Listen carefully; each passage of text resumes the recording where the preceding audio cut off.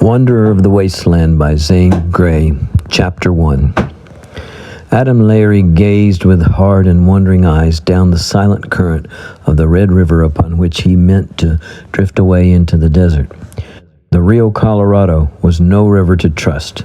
It chafed at its banks as if to engulf them. Muddy and thick, it swirled and glided along in floods, sweeping in curves back and forth from Arizona to California shore. Majestic and gleaming under the hot sky, it swung southward between wide green borders of willow and cottonwood toward a stark and naked upflung wilderness of mountain peaks, the red ramparts of the unknown and trackless desert. Adam rushed down the bank and threw his pack into a boat. There his rapid action seemed checked by the same violence that had inspired his haste. He looked back up at the dusty adobe town of Ehrenberg, asleep now under the glaring noonday heat. It would not wake out of that siesta till the return of the weary gold diggers or the arrival of the stagecoach or the steamer. A tall Indian, swarthy and unkempt, stood motionless in the shade of a wall, watching stolidly. Adam broke down. Sobs made his utterance incoherent. "Gerd is no brother of mine anymore," he burst out. His accent was one of humiliation and cheated love. "And as for her, I'll never think of her again."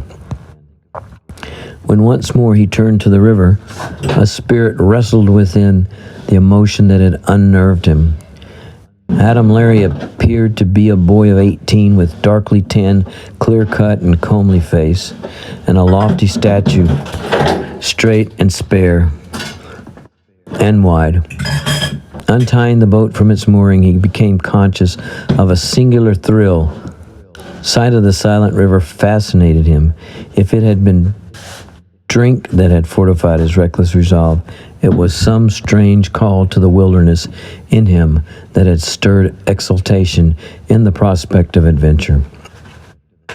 But there was more, never again to be dominated by that selfish Gerd, his brother, who had taken all and given nothing.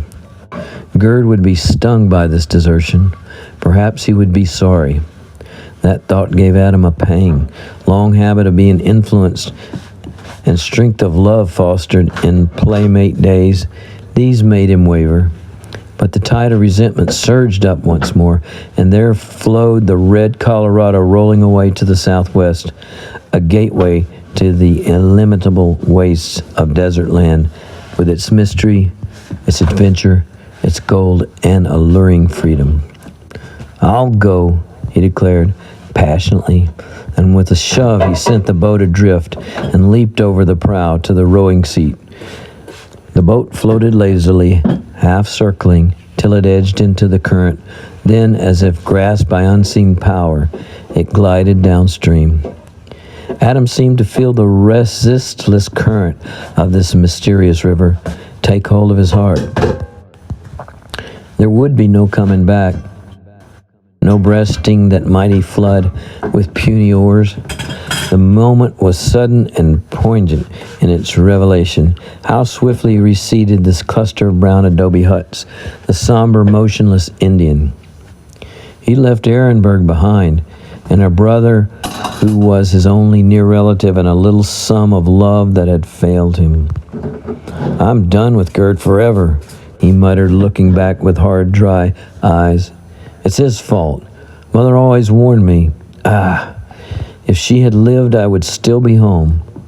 Home, and not here, in this awful desert of heat and wastelands among men like wolves, and women like..."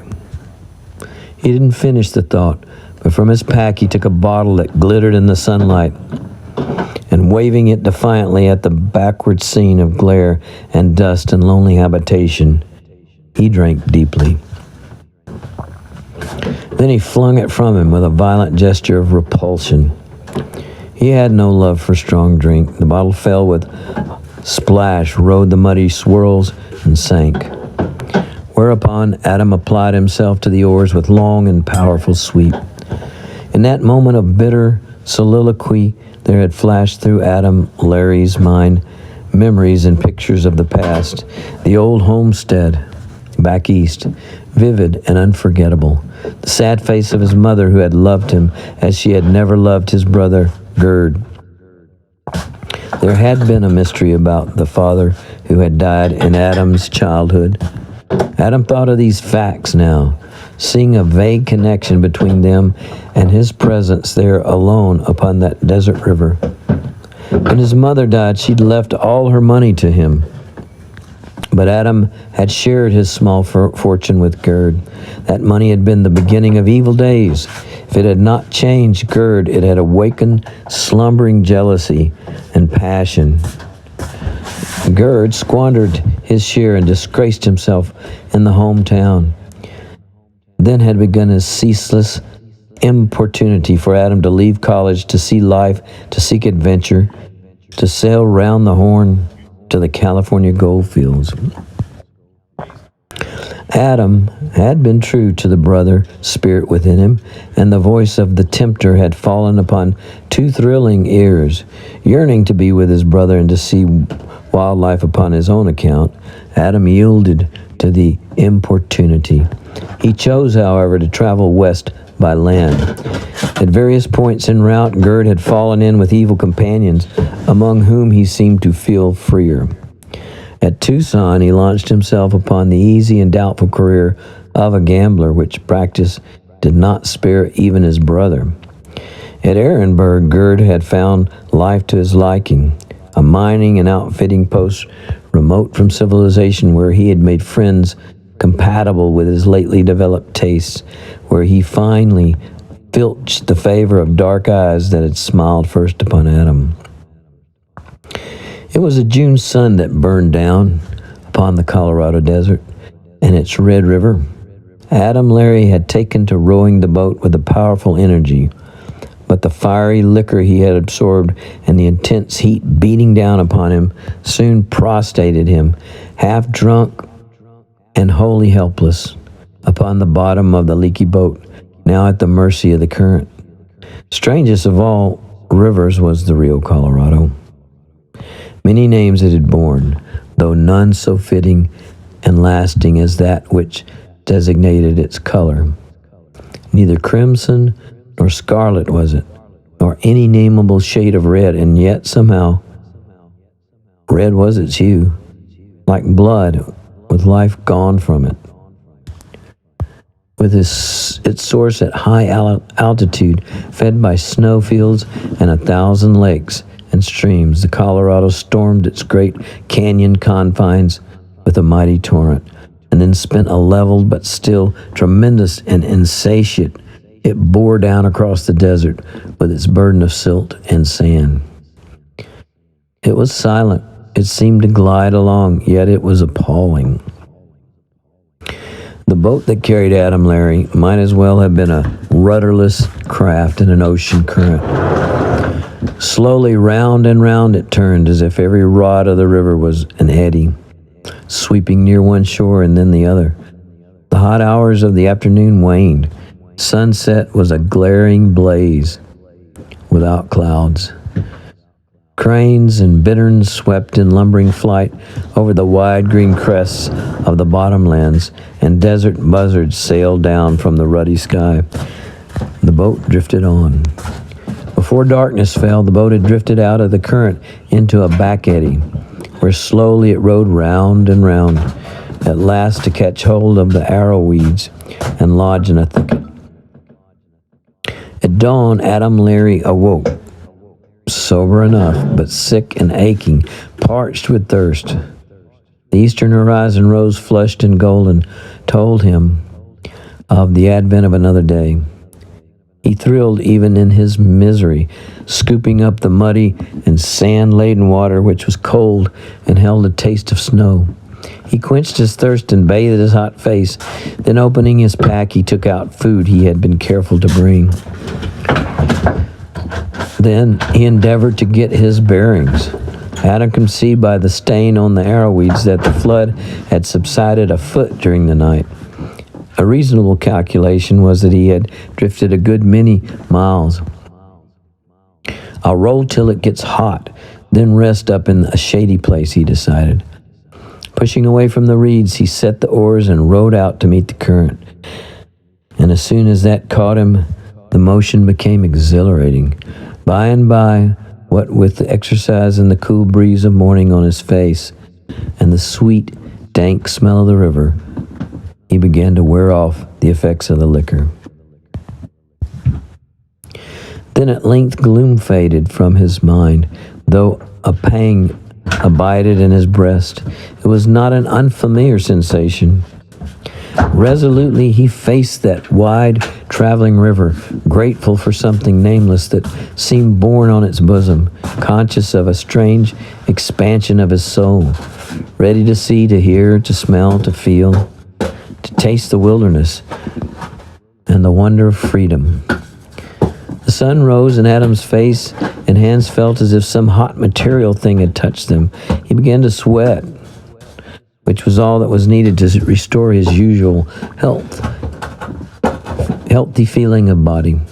From time to time he saw herons and other long-legged waterfowl and snipe flitting over the sandbars, and somber gray-hued birds that he could not name. The spell of the river and the desert hovered over these birds. The fact brought to Adam the strange nature of the silence. Like an invisible blanket, it covered all. Water, brush, land. It's desert silence, he said, wonderingly. When he raised the oars and rested them, there seemed absolutely no sound, and this fact struck him overpoweringly with its meaning and with a sudden unfamiliar joy. On the gentle wind came a fragrant hot breath that mingled with the rank odor of flooded bottomlands. Hot as the sun was, it felt good upon his face and back. He loved the sun as he hated the cold. Maybe Gerd's coaxing me west will turn out well for me, soliloquized Adam, with resurging boyish hope. As the Mexicans say, quien sabe? At length he espied a sloping bank where it appeared safe to risk landing. This was a cove comparatively free of brush, and the bank sloped gradually to the water. The summit of the bank was about 40 or 50 feet high, and before Adam had wholly ascended it, he began to see the bronze tips of mountains on all sides. By Jove, he exclaimed, no sign of man, no sign of life. Some distance from the river bank, there was a high knoll. Adam climbed to the top, and what he saw here made him yearn for the mountain peaks. He'd never stood at any great elevation. Southward, the Colorado appeared to enter a mountain gateway and to turn and disappear. When he had refreshed himself with food and drink, he settled himself into a comfortable position to rest and sleep for a while. He'd plucked at the roots of love, but not yet had he torn it from his heart. Gerd, his brother, the old boyhood days flashed up. Adam found the pang deep in his heart and ineradicable. The old beautiful bond, the something warm and intimate between him and Gerd, it was gone forever. For its loss there could be no recompense. He knew every hour would sever him farther from this brother who'd proved false. Adam hid his face in the dry grass, and there in the loneliness of that desert, he began to see into the gulf of his soul. I can fight, I can forget, he muttered. Then he set his mind into the problem of his immediate future. Where would he go? There were 2 points below on the river, Picacho, a mining camp, and Yuma, a frontier town, about both of which he had heard strange, exciting tales. And at that moment Adam felt a reckless eagerness for adventure and a sadness for the retreating of his old dream of successful and useful life. At length he fell asleep, and when he awoke he felt hot and wet with sweat. A luminous gold light shone through the willows, and there was vivid color in the west. He'd slept for hours. When he moved to sit up, he heard rustlings in the willows. Unseen creatures roused his interest. In his travels across Arizona, he'd passed through wild places and incidents and remembered tales of bad Indians, bad Mexicans, bad white men, and the fierce beasts and reptiles of the desert. Adam fortified himself to these encounters that must come. When he stepped out of the shady covert, it was to see river and valley as if encompassed by an immense loneliness, different somehow for the few hours of his thought and slumber. The river seemed redder and the mountains veiled in ruby haze. Earth and sky bathed in the hue of sunset. He descended to the river. Shoving the boat off, he applied himself to the oars. His strong strokes, aided by the current, sent the boat along swiftly, perhaps 10 miles an hour. The rose faded out of the sky. The clouds turned drab. The blue deepened, and a pale star shone. Twilight failed. With the cooling of the air, Adam lay back more powerfully upon the oars. Night fell, and one by one the many, many stars came out. The night ride began to be thrilling. There must have been danger ahead. By night, the river seemed vast, hurrying, shadowy, and silent as a grave. Its silence wore upon Adam until it seemed unnatural. As the stars multiplied and brightened, the deep cut where the river wound changed its character, became dark and clear where it had been gloomily impenetrable. The dim high outlines of the banks showed, and above them the black domes of mountains. From time to time he turned the boat, and resting upon his oars, drifted with the current, straining his eyes and ears. These moments of inaction brought the cold, tingling prickle of skin up and down his back. It was impossible not to be afraid, and yet he thrilled even in his fear. In the clear obscurity of the night, he could see several rods ahead of him over the gleaming river, but the peril that haunted Adam seemed more in the distant shadows, round the bends. What a soundless, nameless, unintelligible river. To be alone on a river like that, so vast, so strange, with grand and solemn arch of heaven blazed and clouded white by stars, taught a lesson incalculable in its effects. The hour came when an invisible something like a blight passed across the heavens, paling the blue, dimming the stars. The intense purity of the sky sustained a dull change, then darkened. Adam welcomed the first faint gleam of light over the eastern horizon. It brightened the wan stars and faded them. The mountains heightened their clearness of silhouette, and along the bold, dark outlines appeared a faint rose color, herald of the sun. It deepened, it spread, as the gray light turned pink and yellow. Shadows lifted from the valley, and it was day again. Always I have slept away the great hour, said Adam. An exhilaration uplifted him. He drifted round a bend in the river, once more eating sparingly of his food, and suddenly he spied a high column of smoke rising to the southwest. So he took the oars again, and having become rested and encouraged, rowed with a stroke that would make short work of the few miles to the camp. Picacho, soliloquized Adam, remembering tales he'd heard. Now what shall I do? I'll work at anything. He carried a considerable sum of money in a belt round his waist, the last of the money left him by his mom, and he wanted to keep it as long as possible. Adam wasn't long in reaching the landing, which appeared to be just a muddy bank. A small, dilapidated stern-wheel steamer, such as Adam had seen on the Ohio River, lay resting upon the mud. On the bow sat a gaunt, weather-beaten man with a grizzled beard. He held a long, crooked fishing pole out over the water and evidently was fishing. The bank sloped up to fine white sand and a dense growth of green, in the middle of which there appeared to be a narrow lane. Here in a serape stood a Mexican girl, slender and small, with a single touch of red in all her darkness of dress. Adam ran the boat ashore, and lifting his pack, he climbed a narrow bench of the bank. He walked down to a point opposite the fisherman. Adam greeted him and inquired if this was Picacho.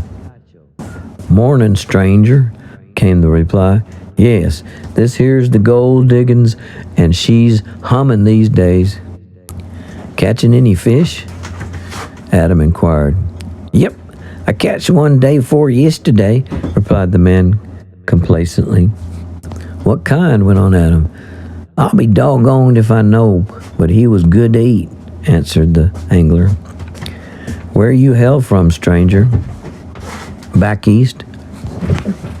"So I reckon. No Westerner would take the Colorado when she was in flood. I opine you hit the river at Ehrenberg. Well, you're lucky. Going to prospect for gold?" "No, I'd rather work. Can I get a job here?" "Son, if you're as straight as you look, you can get a good job, but a husky lad like you, if he stayed sober, could strike it rich in the diggings." "Well, how about a place to eat and sleep?" "Yeah, there ain't no such easy thing to find at camp. It's a few miles up the canyon. But say, I'm forgetting about the feller who stayed here with the Mexicans. They just buried him. You could get his place. It's the Dolby House first one. Ask Margarita there. She'll show you." Thus directed, Adam saw the Mexican girl standing above him. Climbing the path to the top of the bank, he threw down his pack. "Buenos dias, senor." The girl's soft, liquid accent fitted a dark, piquant little face framed by hair as black as the wing of a raven and lighted by big eyes like night. Adam's Spanish was not that of the Mexicans, but it enabled him to talk fairly well. He replied to the girl's greeting, yet hesitated with a query he had on his lips. He felt a slight shrinking at these dark eyes that reminded him of others, like allurement which he had willed to forget. Yet he experienced a warmth and a thrill of pleasure in a pretty face. Women invariably smiled upon Adam. This one, a girl in her teens, smiled with half-lowered eyes, the more provocative for that, and she turned partly away with a lithe, quick grace. Adam's hesitation had been a sudden chill at the proximity of something feminine and attractive to something that had hurt him. But it passed. He'd done more than boldly step across the threshold of a newer and freer life. End of chapter 1.